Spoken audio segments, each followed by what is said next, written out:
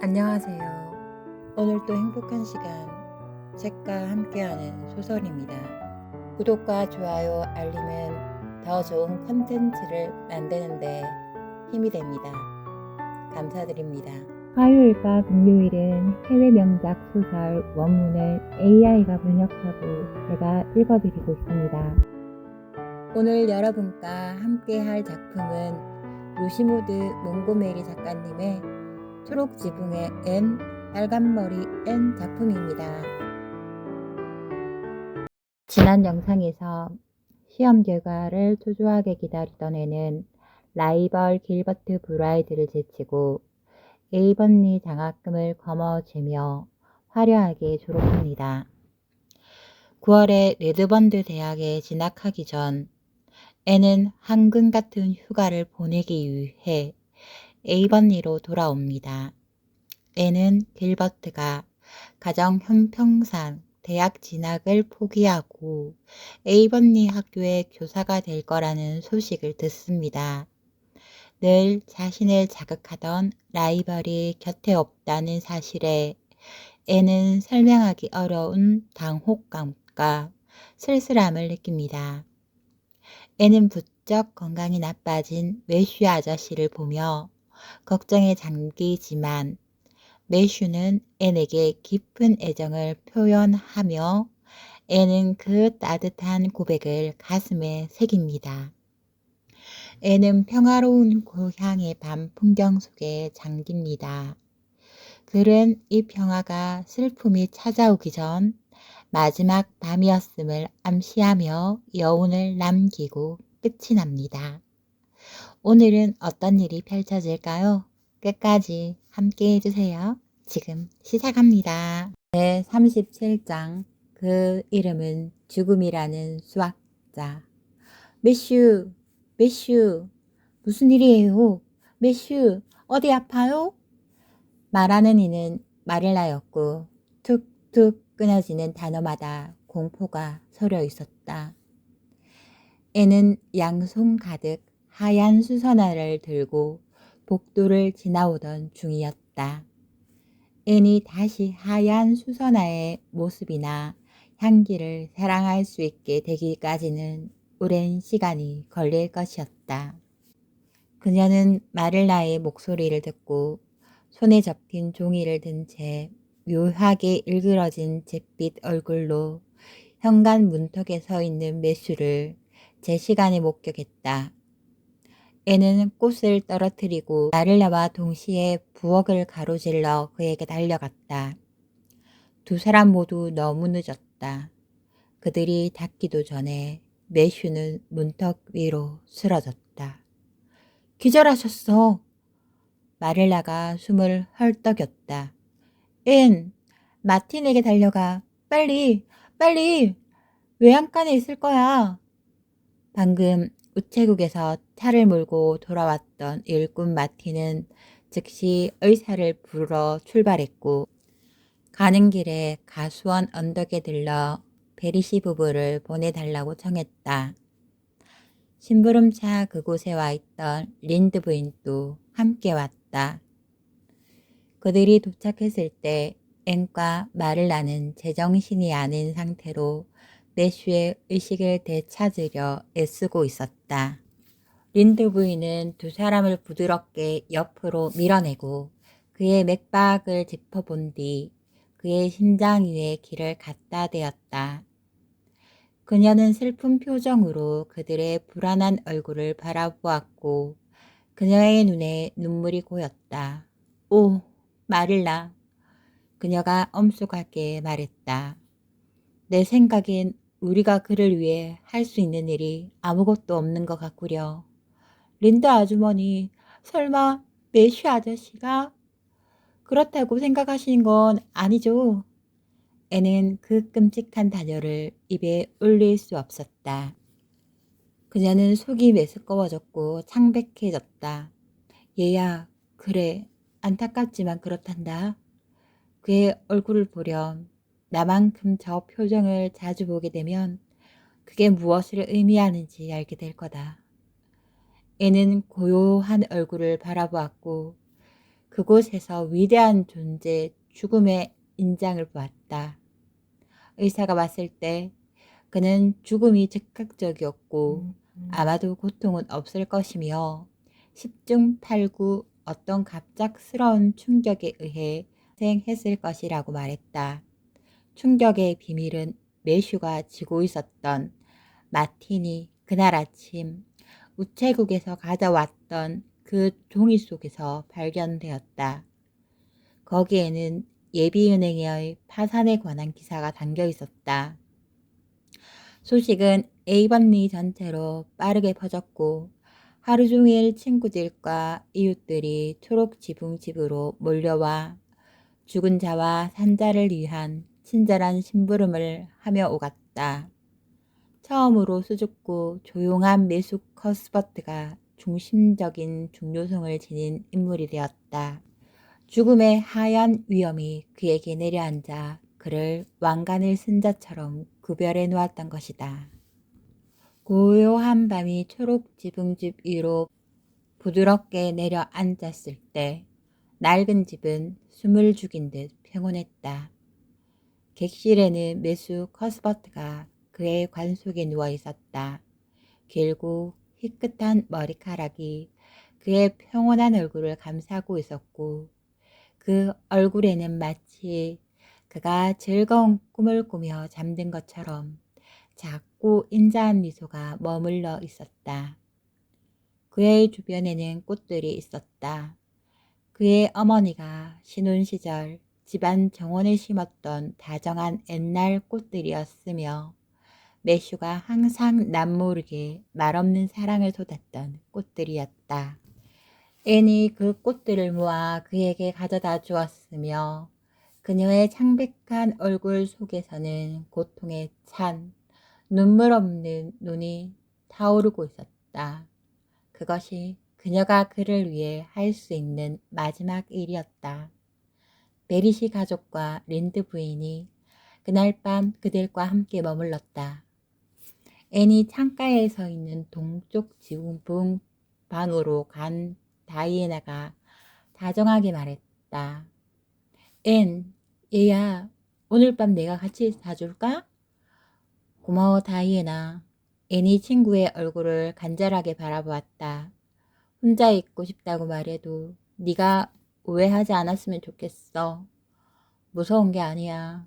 일이 터진 후로 단 1분도 혼자 있지 못했어. 그래서 혼자 있고 싶어.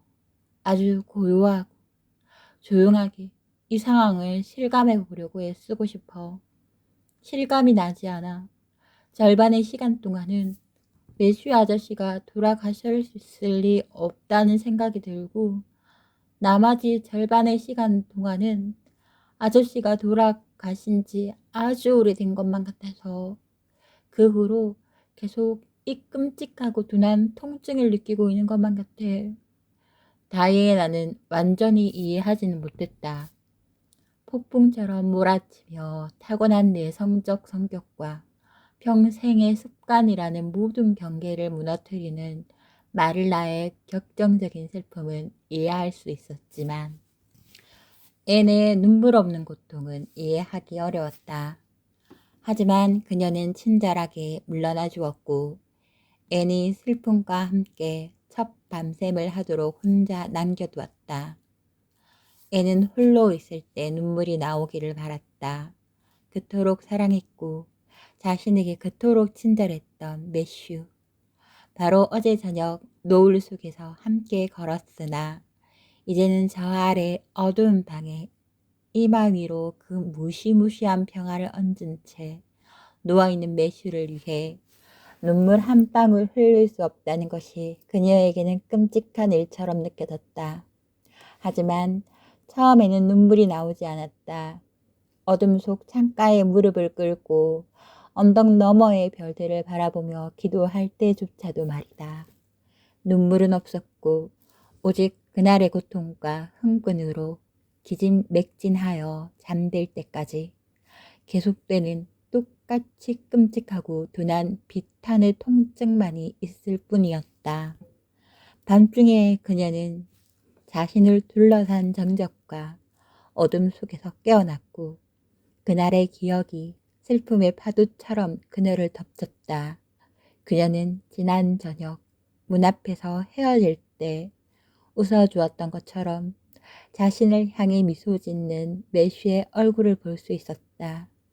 내 딸, 내가 자랑스러워하는 내 딸이라고 말하는 그의 목소리를 들을 수 있었다. 그때 눈물이 터져 나왔고 애는 가슴이 미어지게 울었다.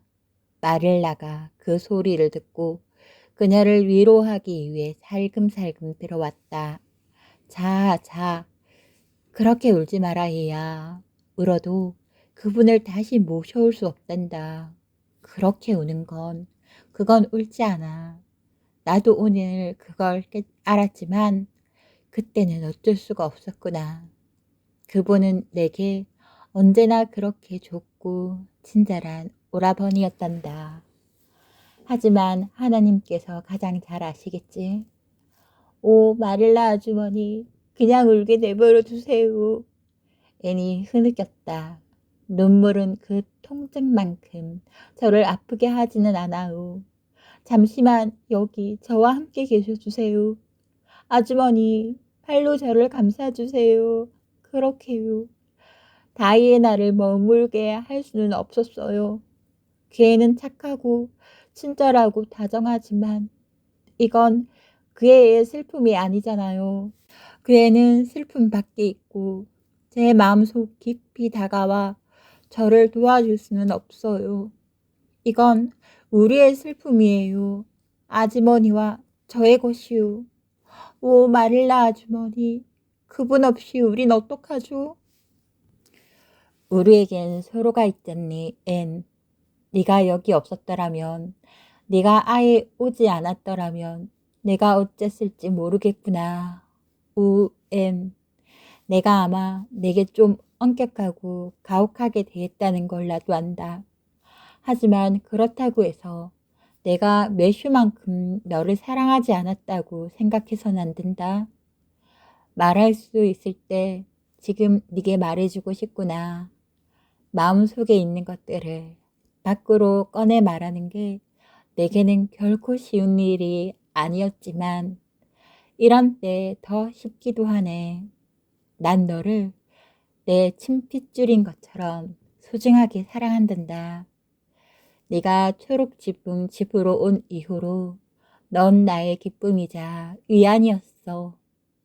이틀 뒤 사람들은 매슈 커스버트를 그의 집 문턱 너머로 그리고 그가 일구었던 들판과 사랑했던 가수원과 직접 심었던 나무들로부터 멀리 실어나갔다. 그리고 나서 에이번리는 다시 평소의 평온함으로 가질러니 자리를 잡았고 초록지붕 집에서조차 일들은 객관습 속으로 미끄러져 들어갔으며 전과 다름없이 규칙적으로 일이 행해지고 의무들이 이행되었다. 비록 언제나 모든 익숙한 것들 속에 상실감이라는 고통스러운 감각이 함께했지만 말이다. 슬픔이 생소했던 애는 상황이 이럴 수 있다는 것 몇 수 없이도 그들이 옛 방식대로 계속 나아갈 수 있다는 것이 거의 서글프다고 생각했다. 그녀는 전나무 뒤의 일출과 정원에 피어나는 연분홍 꽃눈들을 보았을 때 예전처럼 기쁨이 밀려드는 것을 느끼고 다이애나의 방문이 즐겁고 다이애나의 즐거운 말과 행동에 웃음과 미소가 지어지는 것을 깨달았을 때 일종의 수치심과 후회 같은 것을 느꼈다. 육현대 꽃과 사랑과 우정의 아름다운 세상이 그녀의 공상을 즐겁게 하고 심장을 떨리게 하는 힘을 조금도 잃지 않았다는 것, 즉 삶이 여전히 수많은 끈질긴 목소리로 그녀를 부르고 있다는 사실의 말이다. 매슈 아저씨가 가셨을 때 이런 것들에서 즐거움을 찾는 게 왠지 아저씨에 대한 불충처럼 느껴져요. 어느 날 저녁 목사관 정원에서 앨런 부인과 함께 있을 때 앤이 아쉬운 듯 말했다. 항상 매 순간 아저씨가 너무나 그리워요. 하지만 앨런 아주머니, 그럼에도 세상과 삶은 제게 매우 아름답고 흥미롭게 보여요. 오늘 다이애나가 재미있는 말을 했는데 저도 모르게 웃고 말았어요. 일이 터졌을 때는 다시는 웃을 수 없을 거라 생각했거든요. 그래서 왠지 그러면 안 될 것만 같아요. 매수 씨가 여기 계실 때 그는 내 웃음소리 듣기를 좋아하셨고, 네가 주변의 즐거운 것들에서 기쁨을 찾는 걸 알고 싶어 하셨단다. 앨런 부인이 다정하게 말했다. 그분은 지금 잠시 멀리 떠나 계신 것뿐이야. 그리고 지금 또 똑같이 그걸 알고 싶어 하실 거란다. 자연이 우리에게 제공하는 치유의 영향력에 마음의 문을 닫아서는 안 된다고 확신해. 하지만 내 기분은 이해한단다. 우리 모두 같은 일을 경험한다고 생각하거든. 우리가 사랑하는 사람이 더 이상 그 즐거움을 함께 나누기 위해 여기 계시지 않을 때 그 무엇이 우리를 즐겁게 할 수 있다는 생각에 화가 나기도 하고, 삶에 대한 흥미가 다시 돌아오는 걸 발견했을 때면 마치 우리의 슬픔에 신의가 없는 것처럼 느끼기도 하지. 오늘 오후에 매슈 아저씨 무덤에 장미 덤불을 심으러 묘지에 갔었어요. 애니 꿈결처럼 말했다. 아주 오래전 아저씨의 어머니가 스코틀랜드에서 가져오셨던 그 작은 하얀 스코틀랜드 장미 덤불의 꽃꽂이 묘목을 가져갔어요. 매슈 아저씨는 항상 그 장미들을 가장 좋아하셨거든요. 가시 돋친 줄기에 달린 작고 귀여운 꽃들이요. 그걸 아저씨 곁에 두려고 가져가는 게 마치 아저씨를 기쁘게 해드려야만 하는 일을 하고 있는 것 같아서 무덤가에 심을 수 있다는 게 기뻤어요. 천국에도 그런 장미들이 있었으면 좋겠어요. 어쩌면 아저씨가 그토록 많은 여름 동안 사랑했던 그 작은 하얀 장미들의 영혼들이 모두 그곳에서 아저씨를 맞이했을지도 몰라요. 이제 집에 가야겠어요. 마릴라 아주머니가 혼자 계신데 황혼 무렵이면 외로워하시거든요. 네가 다시 대학으로 떠나면 마릴라가 훨씬 더 외로워질까봐 걱정이구나. 앨런 부인이 말했다. 애는 대답하지 않았다. 그녀는 작별 인사를 하고 천천히 초록지붕 집으로 돌아갔다. 마릴라는 앞문 계단에 앉아 있었고 애는 그 옆에 앉았다. 그들 뒤로 문이 열려 있었는데 매끈하고 안으로 굽은 결 속에 바다의 석양을 머금은 커다란 분홍색 소라 껍데기가 문을 받치고 있었다. 애는 연노란색 운동덩굴 가지들을 몇 개 꺾어 머리에 꽂았다. 그녀는 움직일 때마다 머리 위에서 마치 하늘의 축복처럼 느껴지는 감미로운 향기의 기운이 정말 좋았다. 네가 없는 동안 스펜서 의사가 다녀갔단다. 마릴라가 말했다. 내일 전문의가 마을에 올 거라고 하면서 내가 가서 눈 검사를 받아야 한다고 강력히 권하더구나. 가서 검사를 받아버리는 게 낫겠지? 그 사람이 내 눈에 맞는 적절한 안경만 줄 수 있다면 더 할 나위 없이 고맙겠구나. 내가 없는 동안 여기 혼자 있어도 괜찮겠니? 마틴이 나를 태워다 줘야 하고 다림질이랑 빵 굽는 일도 해야 할 텐데. 전 괜찮을 거예요. 다이애나가 제 말동무를 해주러 올 거거든요.